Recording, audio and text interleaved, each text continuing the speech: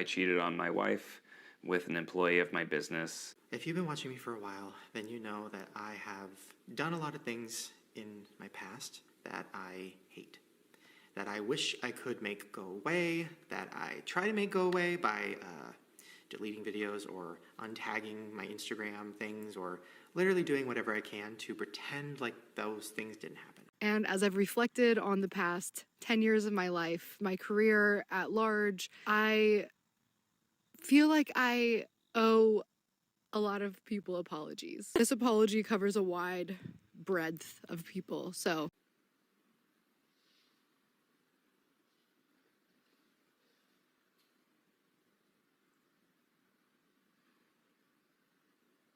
I really don't want to talk about these people. Hi, my name is Val. Welcome if you're new here. Welcome back if you're not. I usually talk about queer and disabled media, but I felt like I really needed to talk about this topic today. So recently, disgraced YouTuber Shane Dawson made an appearance on Jacob, You Can Wear My Sweatshirt, Sartorius's podcast called Bangin' Out, along with his co-host Kayla Malik, ex-friend of another disgraced internet personality, James Charles. The two Gen Zers tossed softball questions to Shane in order to cross-promote his pilot for a show he is trying to make, which is coincidentally about an internet personality who gets canceled. I hate that term, by the way, which is why in this video you will hear me say disgraced, fallen, etc. instead of canceled. No one with a sizable audience actually gets canceled in the sense that they completely lose their online influence. They simply might lose a few followers, make an apology video, they might switch platforms, and then they just keep on trucking. While Jacob and Kayla did ask Shane if his own cancellation was the inspiration behind the show, which Jacob also stars in, by the way, Shane never really specified what his cancellation was actually about. He waffled on for a few minutes about having PTSD from the events that happened in 2020, aka Dramageddon, people reacting negatively to his apology video because he never actually apologized for the things that people were calling him out for and trying to hold him accountable for, like him and his mom asking minors to do inappropriate things on internet messaging sites. I can't remember what they're called off the top of my head, and the many, many inappropriate comments and actions that he made to minors in his real life, kids that starred in his music videos and other videos and productions, and celebrity children. She's from New Jersey. What's the age of consent there? And spoiler alert, it's 18, but Shane isn't very happy about that. I hope it's not 18. Boo! I've always wanted to marry a child. Cheap date. They get to order off the kids menu when you go out to dinner. They get a child's ticket at the movies. Ugh. Why can't Lisa be 5? Next up, he opens a box from a 10-year-old who has sent him penis-shaped lollipops. And we know he's 10 years old because he included an envelope with a picture of himself in it. Aww, he gave me a mugshot. 10-year-old David was arrested today for touching himself in public. Also for wearing a Shane Dawson TV sweatshirt. Then, clearly knowing what he just said is creepy, he says this. Well, thank you so much for your penises, David. Pretty soon I'll have a mugshot too. I think, if I remember correctly, he did apologize for doing blackface performances and for the comments that he made on his podcast about supposedly wanting to assault his cat. But in this particular podcast, Shane said he was proud of his past work. Speaking of you kind of hinted at it. I mean, you've had your experience with cancel culture, right?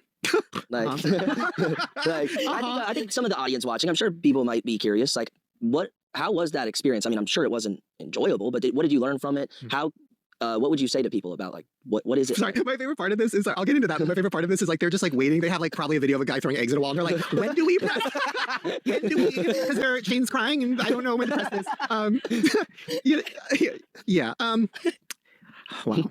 I think my thoughts on cancel culture. I think it's also weird to answer this because the last time I answered this, and I did this because so the pilot that canceled that you're in, which you're so good. Oh my God. Sorry, I'll get into that in a second. But obviously the pilot's called Canceled, right? And so would the series be. I'm assuming that it was loosely based off of your experience with cancel culture, right? I mean, that's what the pilot is somewhat about. Yeah, and I never thought. Okay, so 2020 got canceled, and it was a weird experience because, like I said earlier, it kind of got to a point where I was like, something's coming, and I don't know what that means. I also was so out of my mind, working 24 hours a day editing is just too much. Like, really not in a great place with my relationship because I was just so focused on work and like not spending quality time. I just got to a place where I was like getting pretty stressed and unhappy, and was like, I should take a break from all this, but I couldn't. And unfortunately, the comments on this podcast were pretty positive too. And likely, if I had to make a guess, more from younger people who just don't understand the severity of Shane's actions, or, you know, they're just stupid. And yeah, I am going to be a little bit mean in this video because I just cannot offer these people who support people like Shane any more grace. Sorry, not sorry. Like, it's unacceptable at this point. And unfortunately, Shane Dawson is not the only formerly popular YouTuber trying to make a comeback recently. Other ones that have been trying to revive their careers include the following people, and probably more that I'm missing. First, we have Ned Fulmer, who was the wife guy in the Try Guys, a group of guys who did videos about trying things. They were under BuzzFeed before they switched to their own channel and platforms and things. Ned Fulmer cheated on his wife with a producer, aka a subordinate of his at work, which if you are an adult and you've been in the workplace for any period of time, you know that having a relationship with your boss is not exactly consensual because that person has power over you in the workplace. So there's always a power imbalance there. That was mostly the reason why people were upset, not because he cheated on his wife, but because he was cheating on her with somebody that worked under him that he had power over. So he eventually got fired from the Try Guys and is now trying his hand at remaking the Try Guys' content on his own, podcasting, and professional wrestling, apparently. Next up, we have Colleen Ballinger, who I refuse to call Colleen, which she has always said her name is pronounced like, but then she was recently on a podcast where she did not correct the people in pronouncing her name as Colleen, which is normally how the name is pronounced. Anyways. Hey guys, I'm Colleen, and today Miranda decided to come over to give me a voice lesson. Welcome back to another episode of Tea Time. Today on the podcast, we have somebody who you definitely know, because if you know YouTube, you know her. You have to know her. Colleen Ballinger. That is it. Ironic that they're mispronouncing her first name, but we're concerned about mispronouncing her last name. She's the person behind Miranda Sings, a fairly ableist and horrible character that she made to essentially make fun of people in her performing arts college. Okay. How you came up with it? Yes. Go. Okay. I was posting like random YouTube videos of me singing, and then I saw like related videos of like these teenage girls posting the same songs that I had sung in performance, but alone in their bedroom. Acapella, changing lyrics and doing whatever they wanted with them. And they were terrible, but they were so cocky. And on their YouTube pages, in their profile, they'd be like, I'm doing this to become famous. And I was like, that's so ridiculous. No one gets famous from YouTube. And cut to Justin Bieber, but whatever. Right. Well, exactly. And cut to Miranda Sings. Keep going. And I went to a private Christian university, and there was a lot of people in my program who were just had the characteristics of Miranda, the character that I do. Which are what? It's cocky? Cocky, and just, they talk like this. And just like, they just thought they were so good. And they would record themselves singing songs and post it online for everyone to see. And no bad comments. They only wanted good feedback. So I was just posting it for fun. The character was also super popular with young children, with even the children in her own family coming on stage while she was calling people porn and having kids reach down her pants during her performances. Oh, we're getting close and personal. Oh, but I'm so hungry, James. Hold on, I got a snack. Was this in your self-help book? Was this in my self-help book? Was it? Because I brought self-help with me and I was just wondering. Well, shouldn't you know if you've read it? I'm just kidding, James. I'm just kidding. I love you. I'm just kidding. Do you want a cheese ball? I'd love them. I can't believe I'm reaching in there right now. She was caught essentially grooming kids in her fan group chats, and yes, talking about sexual topics in an inappropriate manner with minors is grooming them for future abuse because it makes them more open to these discussions. From CPD Online, a UK-based mental health website, quote, grooming is when a person builds a relationship with a child, young person, or an adult who is at risk so they can abuse them and and I would say or manipulate them into doing things. And after a widespread apology video featuring her ukulele, I can't pronounce ukulele for some reason, in which she actually didn't apologize at all, but instead blamed people for hating on her and jumping on the toxic gossip train. She took a few weeks off YouTube and returned with her vlog channel. And this is all, of course, not even to mention all the weird and possibly illegal shit that one of her brothers was doing. I don't want to minimize that situation at all, but this video is not about him. He's not a famous YouTuber per se like these people are, and that is a very serious situation. Colleen recently appeared, as I mentioned, on Raven Simone and her wife's podcast, and then had a one-woman show for, quote, family and friends, her words, where she was photographed backstage with a fan in her Miranda Sings outfit, which has led many of her detractors to believe that she is trying to bring this character back. Familiar to anybody? Anybody at all?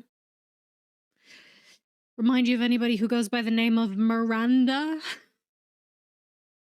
See, we weren't like being dramatic when we all said over on this side of YouTube that she was trying to bring back Miranda Sings, and that she was, in fact, bringing back Miranda Sings. And then finally, we have Gabbie Hanna, a former Vine comedian, if you can call her that, and Storytime YouTuber who, after being called out by a former friend, Jessie Smiles, for not defending her against someone who sexually assaulted her, she also had an infamous mental health breakdown, which I'm not going to make fun of her for or go into detail about here because mental health is serious. She then let a stranger and supposed fan into her home while on a live during this mental breakdown.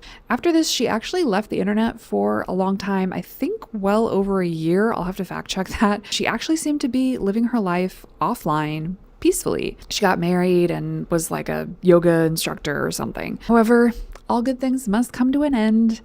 And Gabbie returned with a now very fundamentalist Christian slant and controversial views on things from women's rights to Black Indigenous people of color. Some people have called this part of her life religious psychosis because of her previous mental health issues.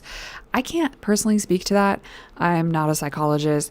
I am a former Christian fundamentalist, but I think that Gabbie is just doing what her religion tells her to do, which is to spread the word of the gospel, aka the Bible. She's doing that because she thinks she has to go to heaven. That's basically, the baseline of this. Whether there's any religious psychosis on top of that, I cannot speak to. I am not her psychiatrist, so I'm not gonna touch that. When I'm watching the Super Bowl or when I'm like watching Kendrick perform and the entire crowd is getting super hype and being like, probably a minor, and everybody's like so hype, like that's the big thing, right? Is anybody like actually thinking about what, because what Kendrick is saying is Drake likes to touch little kids. So when everybody's like, probably a minor, and like literally dancing to it on TikTok, you might as well being like, he likes touching children.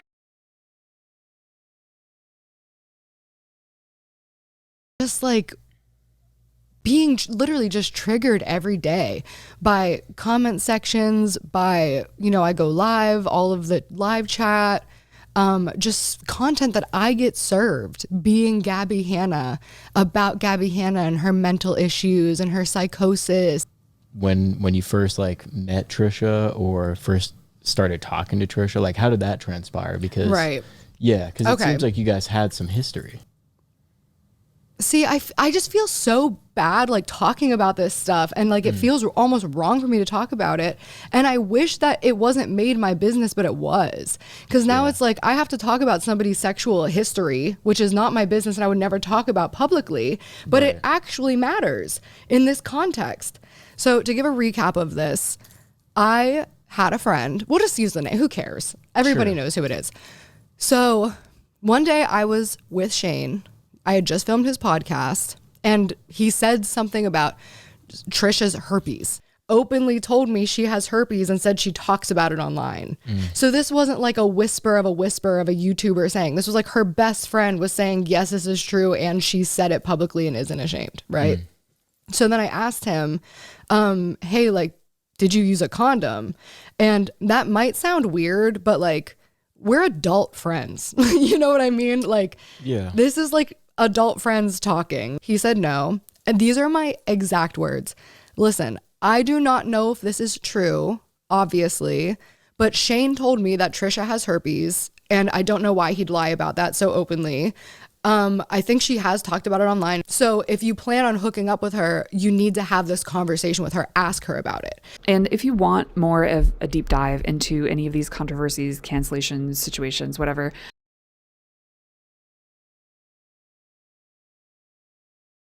I will leave a list of channels that I suggest down below. I'm not going to go over every single infraction, any of the timelines or controversies in this video, because I simply do not have the time nor the energy for that kind of thing. I did just kind of summarize their cancellations for time reasons and because they have been extensively covered by other people way better than I could ever do. So I just do not think that I need to go into all of that. But, you know, feel free to comment down below everything I missed to boost the engagement on this video, though. There are, of course, also many other disgraced YouTubers. I just picked out the 3 most popular ones at this time, again, for time reasons and because I don't personally have the energy to go into that. But if you want to leave their names and controversies and whatever down in the comments, again, I would appreciate commenting on this video. So there is also another category of disgraced internet personalities that I will just simply call the cockroaches, because like cockroaches, their careers seemingly can't die. They never left the internet after their controversies were exposed, and after half-hearted apologies, they continue their horrible behavior. I am, of course, talking about people like Jeffree Star and James Charles, but these influencers that I'm talking about in this video are a little bit different because they did do things like backing off their careers for a while. They discontinued problematic characters, at least for the time being, or they actually left the internet for extended periods of time. So let's get into the meat of the video. Why are these YouTubers coming back now? I personally think there are 3 main factors for this, so let's get into it. First up, we have their loyal fans. These are the fans that have stuck with them through their cancellations and various controversies. They are, of course, parasocially attached to these people and do not care to stop supporting them for their own entertainment. I have done other videos on parasociality, which I will link somewhere so that you guys can learn more about that, but I'm not going to go over, the dictionary definition of parasocial in this video. So never mind the fact that there are plenty of other YouTubers that are not horrible people. These fans just seem to be attached to these YouTubers for nostalgia reasons, and that's kind of what keeps them watching. It reminds them of their childhood, maybe.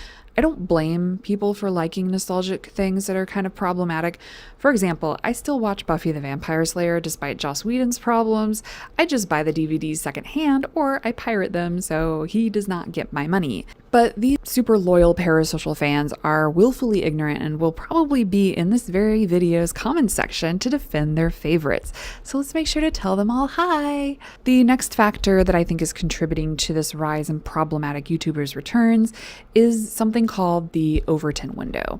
This is mainly a political theory, which is defined as, quote, a range of subjects and arguments politically acceptable to the mainstream population at a given time. But I think that this can apply to anyone that has a large audience and significant influence, not just politicians. This window of discourse, as it is also called, can shift, shrink, or expand over time and, quote, exemplifies the slow evolution of societal values and norms. Also, quote, the window frames the range of ideas that a leader may recommend without appearing too extreme, given the climate of public opinion at a particular time. So basically, the Overton window describes what the public are willing to tolerate in the form of words and actions at any given time from their leaders, social media influencers included. If you have been on the internet for any period of time in the past year or so, particularly in the US since November of 2024, you may have noticed an uptick in popularity of things like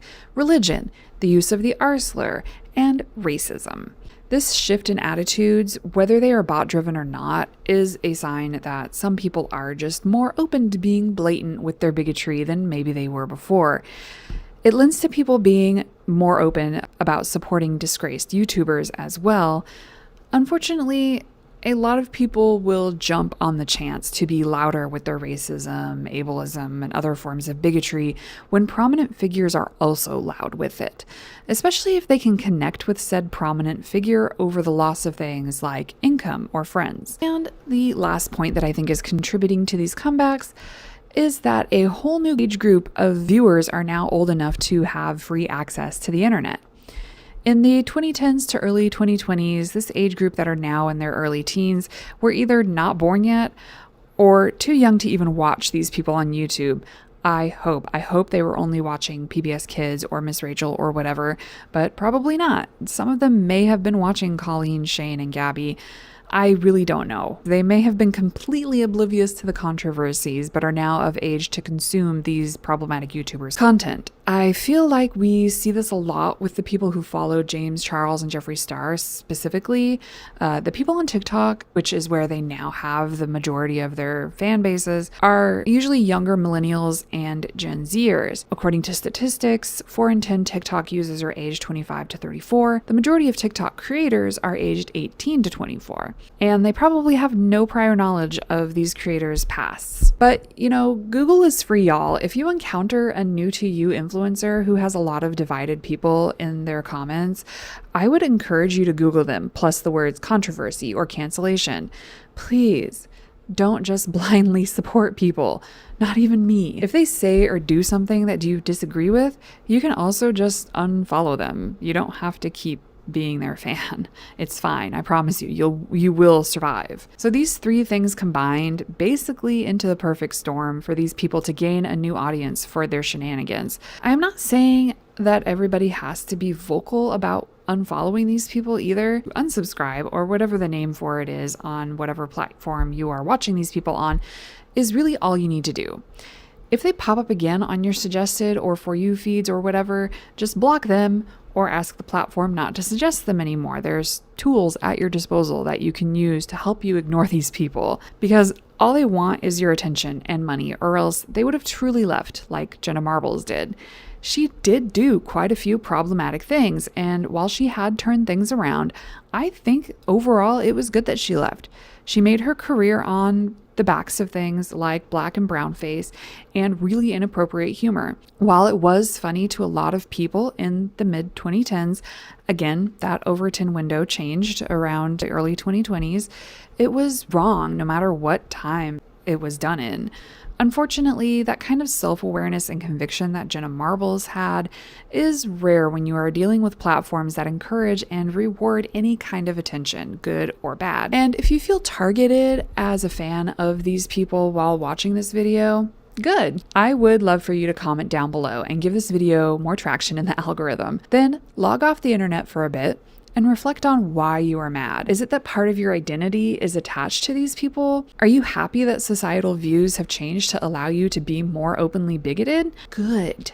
Were you unaware of what these people have done and are now ashamed of yourself because you followed them? Assess those feelings and then come back and let me know what you learned. Or you can stay ignorant and mad and miserable and continue supporting these people. Your choice. I can't stop you. I'm just some rando on the internet. Some of you might also be thinking to yourself, well, why can't we just let them prove themselves and prove that they have changed? Why can't they just live their lives? This is something I see a lot in these comments section. Why can't you just let them live their lives? They're obviously changing things. They're obviously better now. Okay, first of all, we do not know them. You think that you know them because you watch a curated selection of themselves that they put online.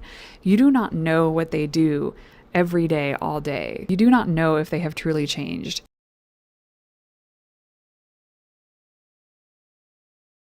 Also, there is a little thing in any kind of relationship, parasocial or not, which I like to call trust. When someone has previously broken your trust, it creates an issue for gaining future trust. Listen, I cannot stop you from supporting these people. Again, if their past doesn't bother you, that's your choice. I just do not have it in me to forgive people who have harmed children and protected predators. I also think that people have the right to know about people's pasts and whether they have fully apologized for the things that they have done. Big hint here, these people have not done that. And whether or not they have indeed changed their lives, which is to be determined in my opinion. People ultimately have their own right to make informed decisions on why they support someone and who they give money to. I do hope, however, that if you liked this video and it made you change your mind about these people in any way, that you also choose to like this video and subscribe to my channel. If you're not, because I could use your support.